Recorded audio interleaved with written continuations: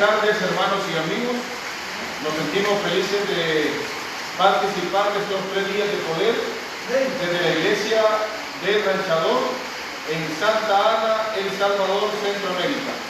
Un saludo para todos los hermanos y amigos que nos están sintonizando a través de las diferentes redes sociales. También a nuestros hermanos y amigos que de manera especial nos han acompañado en esta tarde. Bienvenidos. Hoy estamos bajo una lluvia intensa. Muchos amigos y hermanos no están con nosotros por la lluvia, pero estarán conectados también a través de las redes sociales.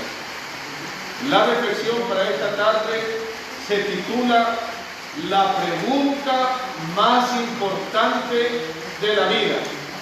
Vamos a orar. Amado Padre, queremos nuevamente, Señor, suplicar que sea tu Espíritu Santo quien nos ilumine, oh Dios, quien nos hable, el que inspiró a los profetas, Señor, para escribir tu palabra, sea el que tome esa palabra y la pueda plasmar en nuestra mente, en cada corazón, Señor. Danos esa bendición, oh Dios, en esta tarde. Así como la lluvia es bendición para la tierra, que tu Espíritu, Señor, sea una bendición para nuestra vida. Te lo pedimos, oh Dios, en el nombre de Jesús. Amén. Pablo y Silas andaban predicando acerca del reino de Dios, cuando de repente una jovencita de unos 15 a 16 años que tenía espíritu de adivinación se acercó y les dijo: estos son siervos de Dios, estos son hijos del Altísimo, estos andan predicando acerca del reino de Dios. Yo creo, hermanos y amigos, que cualquier persona se sentiría estimulada que le digan que uno es un hijo de Dios. Pero los días pasaron y la muchacha lo siguió y le siguió diciendo lo mismo. En un momento, Pablo y Silas se dieron la vuelta y en el nombre del Señor Jesús reprendieron el espíritu de esa jovencita. Y ese espíritu de adivinación dejó a la muchacha. Pero como había personas que eran sus amos y se lucraban de la jovencita, se molestaron al ver que la fuente de su ingreso se había perdido. Así que armaron un tumulto, armaron un desorden, llamaron a las autoridades, llegaron las autoridades, prendieron a Pablo y a Silas, los azotaron y lo llevaron al último calabozo. Y allá pusieron sus pies al seco. ¿Cómo ven, hermanos, la jovencita de la historia, que tenía aproximadamente unos 15 a 16 años, tenía un espíritu de adivinación? Los espíritus demoníacos se manifiestan de diferente manera.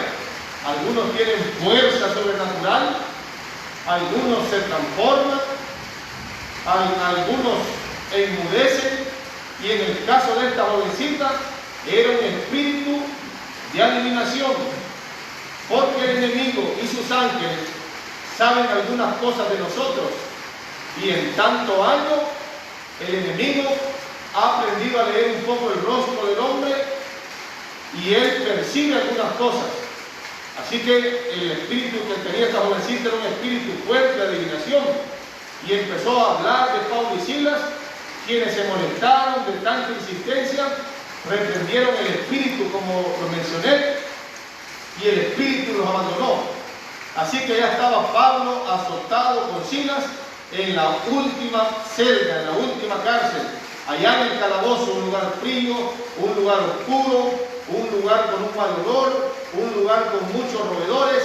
Ahí estaban Pablo y Silas. En esas circunstancias adversas, en esas circunstancias difíciles, dice la palabra de Dios que ellos empezaron a cantar himnos al Señor y empezaron a orar, porque su actitud, hermanos, su enfoque, la cosmovisión que tenían ellos de la vida era muy diferente, porque se habían encontrado con Cristo Jesús. Así que sus elecciones, sus decisiones, sus palabras, todo para ellos era diferente. Sus pensamientos estaban orientados a Dios. Y en ese momento de la noche, cuando ellos estaban cantando y orando, dice la Biblia que se produjo un terremoto, y el terremoto fue tan fuerte que las celdas se abrieron. Esta era, amigos y hermanos, la oportunidad para escaparse. En aquel tiempo había una ley que decía que si un preso se escapaba, el carcelero, el guardián, tenía que pagar con su vida. Así que cuando el guardián vio las celdas abiertas, pensó que todo el mundo se había escapado. Con un preso, él tenía que pagar con su vida. Y antes de que le quitaran la vida, él pensó quitarse la vida. Tomó una espada y cuando estaba por echarse encima de ella, escuchó una voz que le dijo: no lo hagas, todavía estamos aquí. Y aquel guardián, hermanos, que tenía el control de la cárcel, aquel guardián que era en seguridad, paradójicamente ahora empieza a temblar y empieza a correr donde estaba Pablo y Silas y se arrodilla delante de ellos y les hace la pregunta más importante de la vida. En este mundo hay muchas preguntas. Algunos preguntan por los deportes, otros preguntan por las novelas, otros preguntan por la canasta básica, otros preguntan por el combustible, otros preguntan acerca de la política, los niños preguntan acerca de los programas infantiles. Hay muchas preguntas en esta vida y en la Biblia también encontramos muchas preguntas. Pero esta tarde vamos a ver la pregunta que le hizo el carcelero a Pablo y a Silas. En Hechos capítulo 16. Hechos capítulo 16, y vamos a leer del verso 29 al 31. Hechos capítulo 16, verso 29 hasta 31. Dice la palabra: entonces el carcelero pidió una luz y temblando de miedo corrió hacia adentro y se echó a los pies de Pablo y Silas. Luego los sacó y les preguntó: señores, ¿qué debo de hacer para salvarme? Hermano y amigo, esta es la pregunta más importante de la vida. Esta es la pregunta más importante de la Biblia. Señores, ¿qué debo de hacer para salvarme? Hermano y amigo, esta pregunta tiene tres aspectos. El primer aspecto es que esta pregunta es una pregunta urgente. Toda la Biblia, después de la entrada del pecado, agarra un carácter urgente. ¿Por qué razón? Por la fatalidad que nosotros vemos hoy en día. La palabra de Dios dice que cuando el hombre desobedeció, pasó los límites establecidos por Dios. Cuando el hombre pecó, la Biblia dice que como resultado entró la muerte. Algunas versiones dicen en Romanos capítulo 6, verso 23, que la paga del pecado, ¿qué cosa es? Es la muerte. Aunque la mejor traducción debería de decir: el resultado del pecado es la muerte, porque Dios no le cobra nada a nadie. Automáticamente el pecado trajo la muerte. El aguijón del pecado es la muerte. El peor enemigo que tenemos hoy en día, hermano y amigo, es la muerte. Yo recuerdo cuando niño iba con mi abuelo al campo y a veces estábamos viendo los animalitos, los caballos, cuando de repente sonaban las campanas. Y hay un repique de las campanas que dice que alguien ha muerto. Y yo recuerdo haberle preguntado a mi abuelo: ¿y esas campanas, abuelito, qué significan? Y él me decía con mucha seguridad: es que doña o don ha muerto. Lamentablemente, hermanos y amigos, ya pasaron esos días donde los que mueren son los ancianos. Una época, una temporada donde su pelo ya tenía que pintar las canas, su rostro ya reflejar algunas arrugas, su cuerpo estar débil y enfermizo para ir al descanso. Lamentablemente hoy en día los que más mueren son los jóvenes. En el país de El Salvador el promedio de vida está en 25 años. Y ese índice de fatalidad nos debería dar a nosotros el sentido de urgencia. Por eso la pregunta, hermanos, ¿qué debo de hacer para la vida eterna? ¿Qué debo de hacer para heredar la vida eterna? Toma esa connotación urgente, porque usted y yo no sabemos cuándo vamos a morir. Mientras Cristo Jesús no regrese por segunda vez a esta tierra, usted y yo, hermanos, veremos la muerte. Os pregunto, ¿alguno está pensando que no va a morir?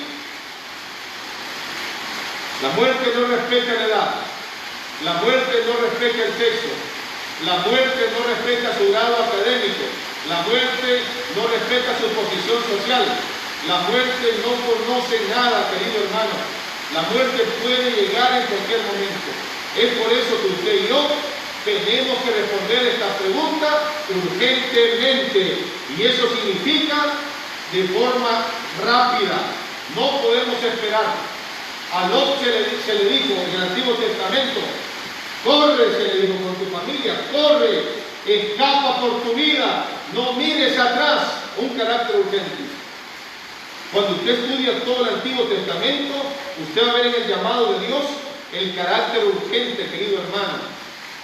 A Zaqueo se le dijo: Zaqueo, date prisa, la salvación ha llegado a tu casa. Hermano y amigo, como algunos dicen, esto es un asunto serio, porque se trata de vida o muerte, salvación o perdición. Es serio. Así que el primer aspecto de la pregunta, ¿qué debo de hacer para ser salvo? El primer aspecto es que es urgente. El segundo aspecto es que esta pregunta es una pregunta personal. ¿Qué debo de hacer para ser salvo? O dicho de otra manera, ¿qué debo de hacer yo para ser salvo? Tenemos un Dios personal. Un Dios personal que vino a esta tierra a morir por cada uno de nosotros. La salvación, querido hermano, querido amigo, es individual. La salvación no se recibe por pertenecer a una congregación. La salvación no se recibe por pertenecer a un sindicato. La salvación no se recibe como una herencia de mis padres, de mi abuelo. La salvación es personal. Usted, querido hermano, querido amigo, tiene que responderla, ya sea en la niñez, sea en la adolescencia, cuando seas adulto o cuando seas adulto mayor, o en el ocaso de la vida. Pero en algún momento, cada uno de nosotros debe responder la pregunta: ¿qué debo de hacer para ser salvo? Esa pregunta no la puede contestar su padre, no la puede contestar su abuelo, no la puede contestar su amigo. Lamentablemente a las personas no les gusta vernos bien. Cuando se trata de Dios y la salvación, quizás muchos le dirán: espera, todavía no, disfruta la vida, más adelante. No, querido hermano, querido amigo, la pregunta debe de responderla hoy. Así que el primer aspecto de la pregunta, ¿qué debo de hacer para ser salvo? Número 1, es urgente. Número 2, es personal. Eres tú quien debe contestar esa pregunta. Y número 3, la pregunta que debo de hacer para ser salvo es una pregunta práctica. Repito, la pregunta que debo de hacer para ser salvo es una pregunta práctica. La pregunta no dice qué debo de pensar para ser salvo, porque el pensamiento, hermano y amigo, es cambiante. Hoy pensamos una cosa, mañana pensamos otra cosa. El pensamiento es bien fluctuante. La Biblia nos dice que debo de pensar para ser salvo. Nuestro Dios, Cristo Jesús, no lo pensó para venir a esta tierra a morir por ti y por mí. Cuando se vio en necesidad, Jesús tomó la decisión de venir y entregar su vida por cada uno de nosotros. Así que la pregunta nos dice: ¿qué debo de pensar para ser salvo? La pregunta tampoco dice: ¿qué debo de sentir para ser salvo?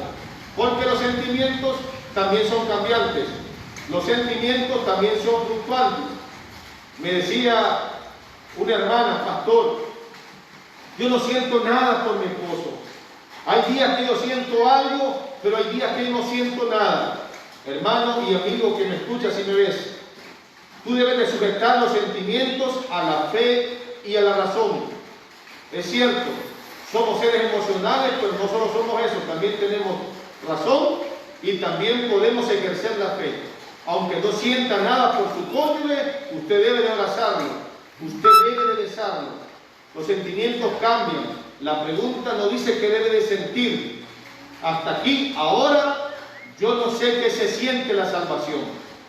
Posiblemente alguien que me está viendo dirá, pero ¿qué está diciendo el pastor? Yo no sé si en este momento tú sientes algo de la salvación, pero la Biblia no dice qué debes de sentir. La pregunta tampoco dice qué debes de tener para ser salvo. La salvación no es por tener. Si la salvación fuera por tener, solo los ricos se salvarían y nosotros los pobres nos perderíamos. La pregunta tampoco dice qué debo de decir para ser salvo. No existe en la Biblia palabras mágicas para ser salvo. No hay una fórmula. ¿Qué pasaría, por ejemplo, con las personas que son mudas, que no pueden hablar? ¿Cómo se salvarían? ¿Qué sería con las personas que pronuncian mal una frase mágica? Hermano y amigo, la Biblia dice, ¿qué debo de hacer para ser salvo? Escucha eso. La Biblia no dice qué debo de pensar para ser salvo. La Biblia no dice qué debo de sentir para ser salvo. La Biblia no dice qué debo de tener para ser salvo. La Biblia no dice qué debo de decir para ser salvo. La Biblia dice qué debo de hacer para ser salvo. Y el apóstol Pablo y Silas le contestaron la pregunta. Y en el verso 31 dice, cree en el Señor Jesucristo y serás salvo tú y tu casa. Lo que usted y yo debemos hacer es creer. Y creer, hermano y amigo, involucra acción. Involucra acción. No tiene que ver con lo que yo voy a hacer la otra semana, el otro mes o el otro año. Tiene que ver con lo que yo hago hoy. Y usted dirá, pastor, ¿y usted por qué dice que involucra acción? Vamos a ver lo que hizo el carcelero. La respuesta de Pablo y Silas a la pregunta ¿qué debo de hacer para salvarme? Ellos le dijeron, cree en el Señor Jesucristo y serás salvo tú y tu familia. Y le hablaron, dice, de la palabra del Señor a él y a toda su familia. Y a esas horas de la noche, aproximadamente a medianoche, el carcelero los tomó y les lavó las heridas. Y luego él y toda su familia fueron bautizados. Después lo llevó a su casa y le sirvió de comer. Y él y toda su casa se alegraron mucho de haber creído en Dios. ¿Qué hizo el carcelero? ¿Qué hizo él con toda su familia? Le entregaron la vida a Cristo Jesús. Hicieron un pacto de amor con él a través del santo bautismo. Sí, mi querido hermano, el primer paso en la vida cristiana es entregarle la vida a Cristo a través del bautismo. La puerta de entrada a la iglesia es rendirnos al Señor a través del bautismo. Él creyó y se bautizó. Todas las personas que realmente creen en Jesús le entregan su vida a través del bautismo. Así que tiene que ver con lo que yo hago. ¿Es esa la gradación? ¿Todo termina con el bautismo? De ninguna manera. Ahí iniciamos la vida cristiana. Ahí le decimos al Señor que nuestro deseo es convertirnos algún día en verdaderos cristianos y morar con Él por toda la eternidad. Así que, hermano, yo quiero hacerte una invitación en esta hora. Hoy es el momento para responder esta pregunta. Posiblemente estés en la niñez, la adolescencia, la juventud, o eres un joven adulto o un adulto mayor. Pero hoy la pregunta ha llegado a ti. ¿Qué harás para ser salvo? ¿Le vas a entregar la vida a Cristo Jesús? Es una pregunta urgente. Mañana no sabemos qué puede pasar. Debemos de responderla hoy. La vida se puede ir en cualquier momento. No sabemos qué va a pasar un segundo después. Toma la decisión por Jesús. Es personal. Tú debes de contestarla. No consultes a nadie más. Consulta la Biblia. Escucha la voz de Dios que te llama.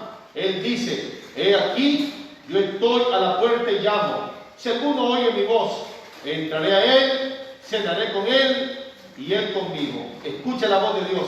Abre la puerta. La puerta se abre de adentro. Y si decides tener fe en el Señor, entonces ríndete a Él y haz un pacto con Jesús. Que Dios te bendiga, hermano. Vamos a orar.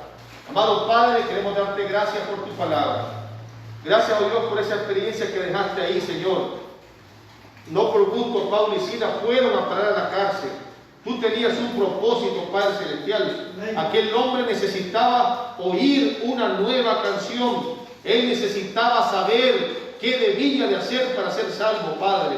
Él creía tener el control. Él creía tener la seguridad. Él creía ser el guardián. Pero cuando se vio, Señor, cuando se vio en una situación difícil, él temblaba de miedo porque no tenía Jesús en su vida. Pero, Señor, fue a Pablo y a Silas. Y tú ocupaste a esos hombres y le dijeron lo que él debía de hacer para ser salvo. Gracias por esa pregunta, Padre, porque es la más importante de la vida, porque tiene que ver no solo con nuestra vida en esta tierra, sino con la vida eterna, con la vida venidera que tú nos prometes. Hoy, oh Dios, al igual que Él, que nosotros podamos creer, Señor, pero que se vea una fe que obra, que da fruto para tu gloria y honra, que el fruto del arrepentimiento pueda manifestarse en nuestra vida hoy y así podamos ir a Jesús para experimentar su perdón, para experimentar su justicia y para experimentar, Señor, su salvación. Amén. Bendícenos a todos, oh Dios, en esta tarde. Gracias, Señor, por escucharnos. Síguenos acompañando. Te lo pedimos en el nombre de Jesús. Amén. Amén. Que Dios les bendiga, hermanos y amigos. Les esperamos el día de mañana. Amén.